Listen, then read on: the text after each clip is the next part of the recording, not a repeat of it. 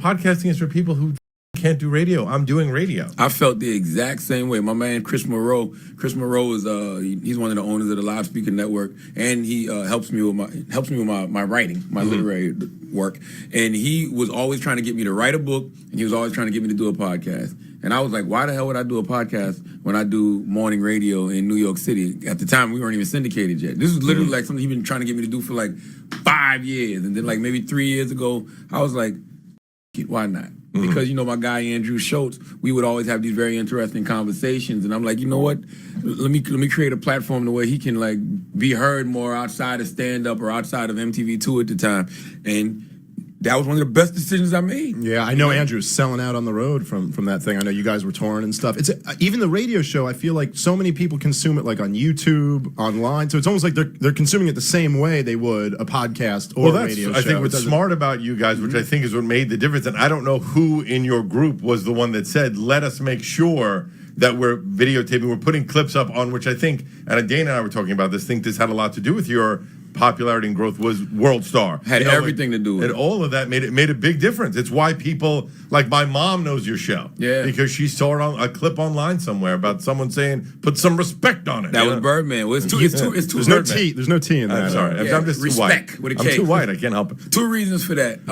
You know, Angela Yee, DJ Envy. Before we all came together to do the Breakfast Club, Angela Yee was at Shade 45 doing radio. Envy was at one of those Sirius satellite stations, I think Hip Hop Nation or something like that. But they would always put their interviews online. And I would always put my interviews online, but they weren't video, they'd be audio. Sometimes they'd be video, because this was way before everybody was like really capturing everything on camera. So most of the time it would be audio, but they would go viral. Like, you know, I had a lot of stuff that went viral prior to me being on the Breakfast Club. I did an interview with, you know, two of Diddy's artists at the time, Cassie and Red Cafe, and, you know, that's his girl now, but at the time I was like, yo, you know, she had some nude photos out, so I was like, yo, your vagina needs rejuvenation. You know, she was on 106 and Park and she couldn't really sing well, so I was clowning her about that, so that went viral. Then I did another interview with Beanie Siegel where he was like going in on Jay-Z, and that went viral. People say it got me fired. I don't know how true that is, but, you know, I did get fired 2 days later. But I would always put my interviews online. They'd put their interviews online. So when we came together, the first thing we said we was going to do was do a viral video. And it was just a viral video based on whose show would it be? Because all of us are known for holding our own shows. Yeah. You know what I'm saying? But we've all been sidekicks too. Like Envy was a sidekick to a radio personality named Ms. Jones. Angela was a sidekick to Cypher Sounds. I was a sidekick to Wendy Williams. So we was all sidekicks. But now you got these three sidekicks who went from being sidekicks to having their own shows. Now they coming together. So we just did a viral video about whose show it was going to be.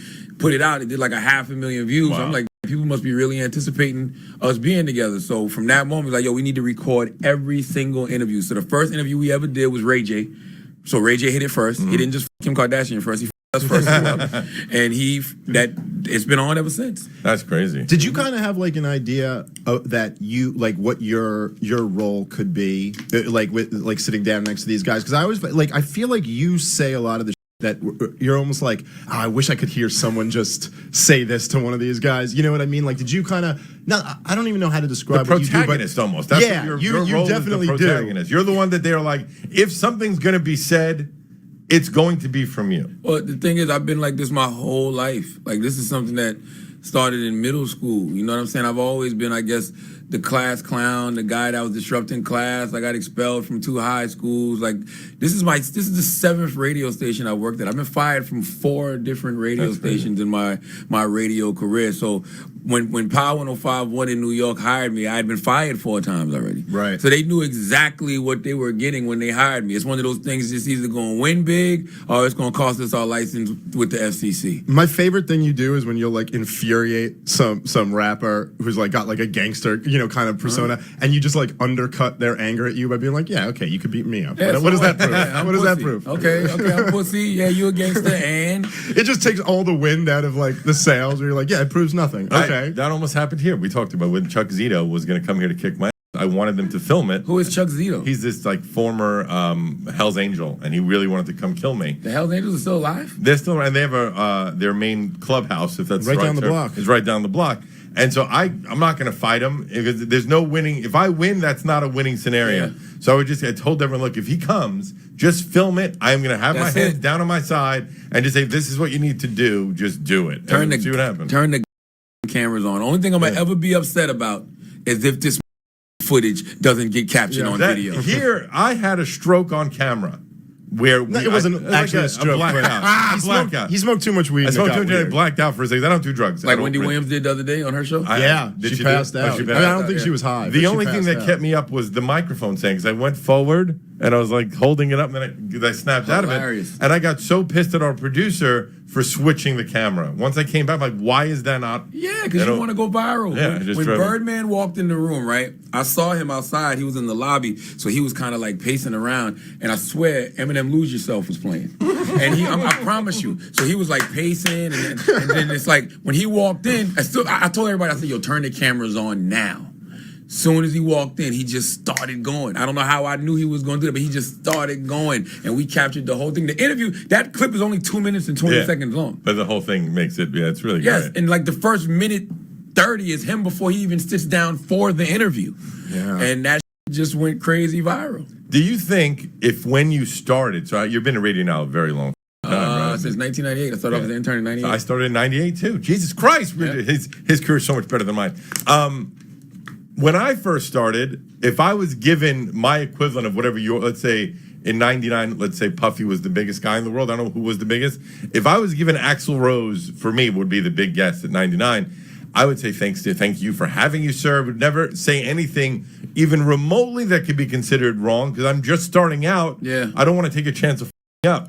Was there a pivot point in your career, or from day one you're like, I'm just going to say what I want to say? Day one, and I always say the best thing that happened for me in radio was I didn't know how to do radio. Like I don't have no background in it. I didn't go to college for college radio. I didn't learn this craft in school. Like I literally was interning at the radio stations, and I worked in the promotions department. Would always be around running my mouth, getting the different radio personalities, weed and because I just had finished selling drugs a week ago, and so it's like when Ron White, who was the music director at the time, he said, "Yo, you should be on the air."